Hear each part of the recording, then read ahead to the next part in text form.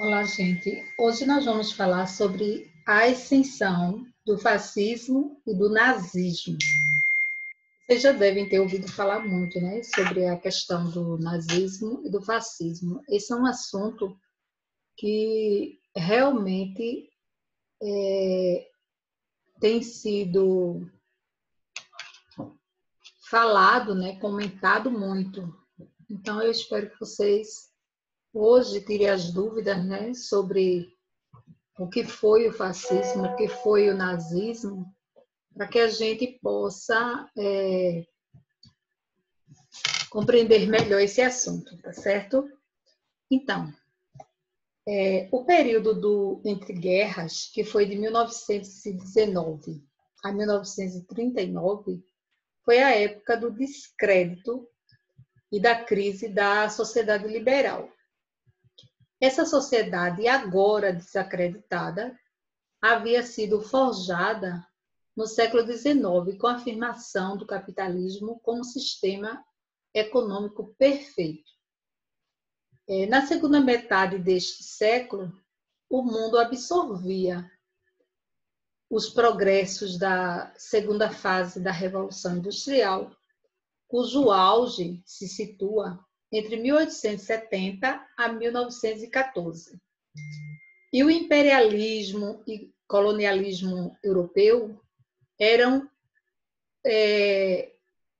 os principais motivos para esse grande desenvolvimento, por esse incrível desenvolvimento que estava acontecendo, porque o imperialismo e o colonialismo europeu deram aos principais países desse continente a hegemonia do mundo. E, por isso, uma ótica de encarar o futuro de forma entusiástica e otimista. Após a Segunda Guerra Mundial, após a Primeira Guerra Mundial, que foi de 1914 a 1918, polos de poder acabaram. Alemanha, Inglaterra, França, Rússia e etc. Na América, os Estados Unidos, com sua economia intacta, se tornaram os banqueiros do mundo.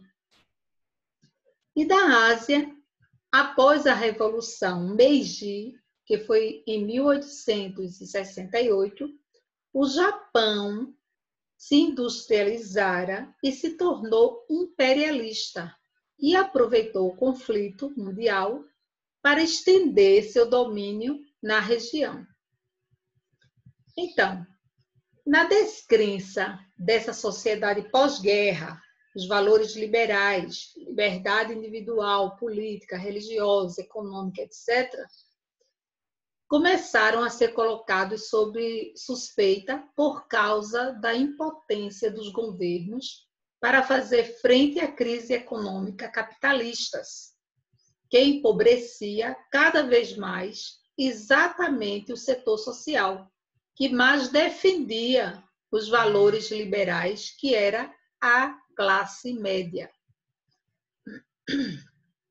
Concomitantemente, as várias crises provocaram o recrudescimento dos conflitos sociais e o mundo assiste imediatamente após a guerra uma série de movimentos de esquerda e um fortalecimento dos sindicatos. O movimento operário já havia se pronunciado entre os socialistas ou social-democratas, com os marxistas que haviam abordado o tema de luta armada e aderiram à prática político-partidária do liberalismo. E os comunistas, que formados por frações que se destacaram do movimento operário, seguindo os métodos bolchevistas vitoriosos da Rússia, em 1917, e esses dois grupos, eles eram totalmente antagônicos, pensavam diferente, um pensava de um jeito, outro pensava de outra forma. Então, toda a euforia e otimismo foi substituído por um pessimismo que beirava o descontrole após a guerra. E esse pessimismo era sentido entre os intelectuais da classe média e se manifestou principalmente agressivo no antiparlamentarismo, no irracionalismo, no nacionalismo e na proposta de soluções violentas e ditatoriais para solucionar os problemas oriundos da crise. Os países mais afetados pela política social-democrática foram a Alemanha, que foi derrotada, né? A Itália, que mesmo vitoriosa, insatisfeita com os resultados da guerra, onde a crise se manifestou de forma mais violenta. E nesses países o liberalismo não conseguira se enraizar. Ambos possuíam problemas nacionais latentes, por isso a formação de grupos de extrema-direita, compostos por ex-militares, profissionais liberais, estudantes, desempregados, ex-combatentes, etc., elementos que pertenciam a uma classe média, que se desqualificava socialmente e eram mais suscetíveis aos temas antiliberais, nacionalistas e racistas, etc., foi esses quem mais se compreendeu a necessidade de uma mudança.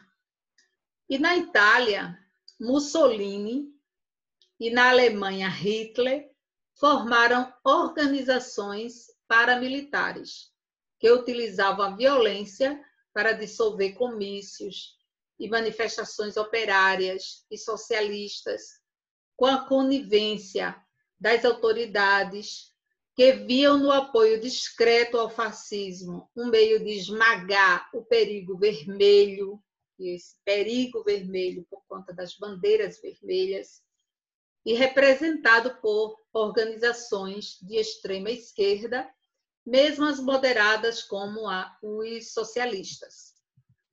De início, esses grupos que eram mais ou menos marginalizados se valiam de tentativas golpistas para a tomada do poder, como foi o caso do Putsch de Munique, dado pelo Partido Nazista na Alemanha. E à medida que a crise se aprofundava e o Estado não a debelava, assim como se mostrava incapaz de sufocar as agitações operárias, essas organizações fascistas e nazistas viam aumentar seus quadros de filiação partidária. Os detentores do capital passaram a financiar essas organizações de direita, vendo na ascensão delas um meio de esmagar as reivindicações de esquerda e a possibilidade se posta em prática uma política imperialista no sentido de abertura de novos mercados. Então, por essa atitude dos capitalistas de apoiar esses sistemas, entende-se porque tanto Mussolini como Hitler chegaram ao poder por vias legais.